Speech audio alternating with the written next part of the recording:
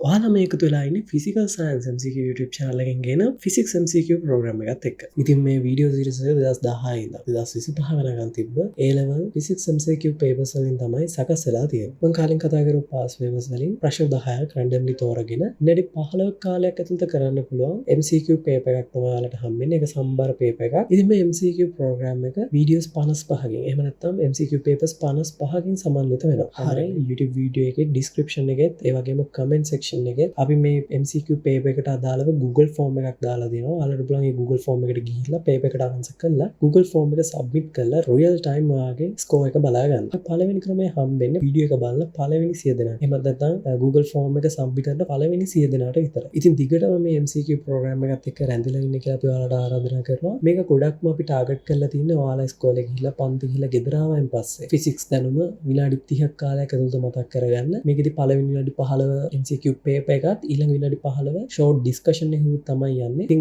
follow කරන්න අපිව subscribe කරලා තියාගන්න. හැමදාම 8 වෙද්දි පුළුවන් නම් මේක කරන්න ඊට පස්සෙත් කරන්න පුළුවන්.